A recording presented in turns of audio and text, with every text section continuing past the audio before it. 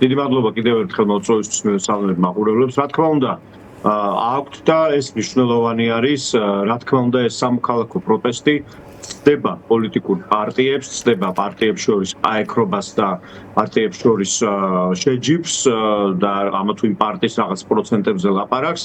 ეს არის ჭეშმარიტად სამოქალაქო პროტესტი და ამიტომაც არის ის ძლიერი. იმიტომ რომ სწორედ ჩვენი ძალა არის იმაში, რომ ჩვენ ვართ დეცენტრალიზებული, ამ პროტესტს არ ყავს რაღაც ერთი მთავარი ორგანიზატორი და პოლიტიკური პარტიები არიან ამ პროტესტში, საკუთარ საზოგადოებასთან ერთად, როგორც მხარდამჭერები და ამ პროტესტს აქვს ძალიან ბევრი ცენტრი. მათ შორის გეოგრაფიულად ჩვენ ვხედავთ, როგორი აქტიურია. კი ბატონო, მაგრამ ამ პროტესტს აქვს მთავარი პრინციპში პოლიტიკური მოთხოვნა, ეს არის ახალი არჩევნები, რომელიც პარტიების გარეშე და პარტიების მიღმა არ არსებობს და წარმოუდგენელია. ამიტომაც გეკითხებით.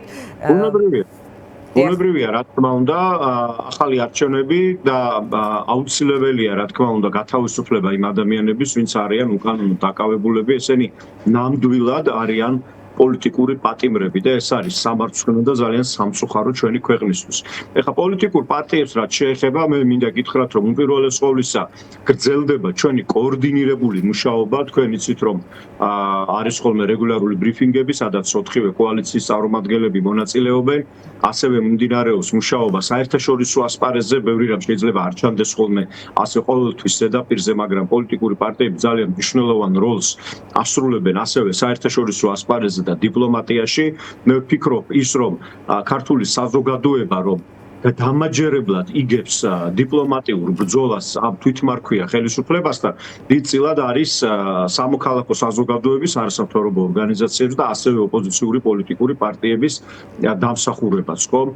და ბუნებრივია პოლიტიკური პარტიები ასევე ვართ სოლიდარულები და მხარდამჭერი ყველა იმ ადამიანის, რომელიც უკანონოდ არის დაპატიმრებული და ასევე ამ პროტესტისაც. ამიტომ ყველა იმ სამი ღერძის გარშემო, რომელზეც მე სხვათა შორის ძალიან მალე არჩევნების შემდეგ, როგორც კი დაიწყო ეს საპროტესტო მოძრაობა, მაშინ ვისაუბრე, თუ რა უნდა იყოს, ხო, აი ამ პროცესის სამი ძირითადი მიმართულება, ყველა ამ მიმართულებაში პოლიტიკური პარტიები ასრულებენ იმ როლს, რაც არის მათთვის შესაბამისი და რაც არის მათთვის აუცილებელი. ჩემი აზრით, ეს არის პირველი, როგორც აღნიშნე უკვე, დიპლომატიურ ფრონტზე მუშაობა, მეორე მუშაობა ყველა იმ სამართლებრივი მექანიზმების გამოსაყენებლად, რომლებიც ჯერ კიდევ არსებობს და დასახმარებლად იმ ადამიანებისა, რომლებიც საჭიროებენ მხარდაჭერას, იქნებიან ეს დაკავებულები თუ რაიმე სახის სხვა ტიპის მხარდაჭერის საჭიროების მქონე ადამიანები და ასევე როგორც პროტესტის მხარდამჭერები და თანამონაწილეები.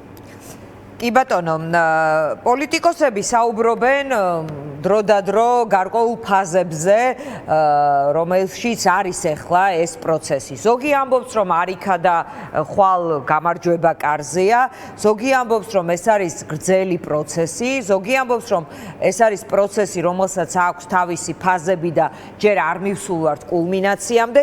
თქვენ როგორ შეგიძლიათ დაახასიათოთ ეს პროცესი, სად ვართ ახლა, რა შეიძლება იყოს გადამწყვეტი, რომ ამ პროტესტმა მოიტანოს ახალი არჩევნები? მე ვიტყოდი იმას, უბრალოდ ვიტყვი იმას, რასაც ყოველთვის ვამბობდი, ჯერ კიდევ არჩევნებამდეც და განსაკუთრებით არჩევნების შემდეგ, რომ ჩვენ უნდა ვიყოთ მზად მარათონული ბრძოლისთვის. უნდა ვიყოთ მზად ხანგრძლივი, საკმაოდ დამღლელი და დამქამცველი ბრძოლისთვის და ჩვენი მოლოდინებიც უნდა იყოს ასეთი. სამწუხაროდ საქართველოს არ არის დემოკრატია და ეს ძალიან ის არის, რა ქვია, დემოკრატიებში არჩევნებით მთავრდება ხოლმე ხელისუფლების ცვლილების პროცესი. მაგრამ ქვეყანაში, სადაც არ არსებობს დემოკრატია, ქვეყანაში, სადაც არსებობს რაღაც მთავრობა თუ პოლიტიკური ჯგუფი, რომელიც არანაირ ყურადღებას არ აქცევს ადამიანების გადაწყვეტილებებს და ადამიანების არჩევანს, ხო? არჩევნები არის მნიშვნელოვანი, მაგრამ სამწუხაროდ არასაბოლოო ეტაპი ხელისუფლების ცვლილებისა.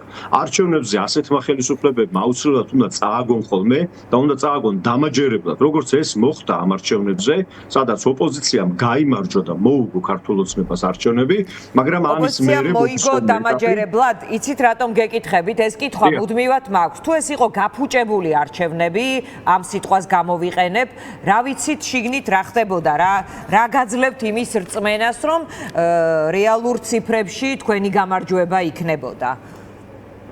ამის წლენას გვაძლევს ის ჯერ ერთი რა თქმა უნდა ის ანგარიშები, რომლებიც დამკვირვებლებმა დადეს გაყალბების მასშტაბების შესახებ, ამის წლენას გვაძლევს ის ინფორმაცია, რომელიც ჩვენ გქონდა და ვიღებდით არჩევნების დღეს და ამის წლენას გვაძლევს ასევე ის სანდო და დამაჯერებელი კვლევები, რომლებიც ყოველთვის ადეკვატურად ასახავდა არა მხოლოდ საქართველოში მიმდინარე არჩევნების შედეგებს, არამედ ასევე ყველაზე მასშტაბური არჩევნების შედეგებსაც შეერთებული შტატები იქნებიან. ამის გაძლევთ თუ არა ის რომ ვიდრე პროცესი იყო პოლიტიკოსების ხელში, ის არ იყო ხალხმრავალი, როცა პროცესი გადავიდა კობახიძის განცხადების შემდეგ, უკვე იყო თვითდინებით და სამოქალაქო საზოგადოების აქტიურობა. ანუ მაშინ როდესაც პოლიტიკოსები